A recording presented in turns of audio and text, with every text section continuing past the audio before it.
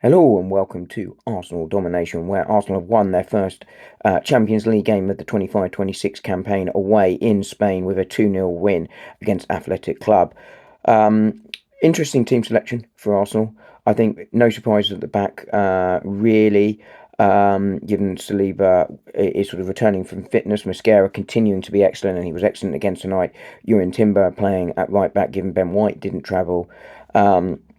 Gabriel and Calafiori, and the front three as expected as well, which was Madueke, Eza, sorry, I learned how to pronounce his name earlier today, and Victor Gyökeres. But the midfield was interesting. Rice coming back in, no surprise, given he was rested against Forest, and I think Zubimendi you'd expect to start this because this was a really important game for Arsenal.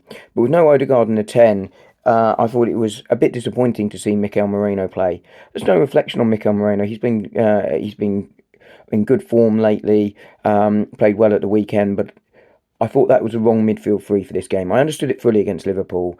Liverpool, the best attack in Europe. Pragmatic approach. Struggled with physicality in their previous game against Newcastle.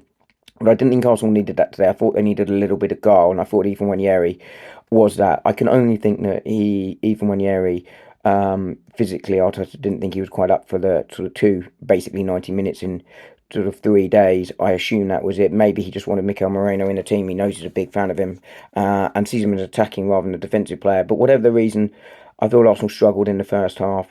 It was a bit looked slow, a bit stodgy.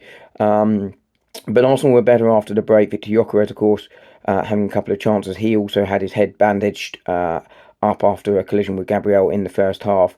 But it was the substitutes that really did it. On came Leandro Trossard earlier on for Victor Gyökeres.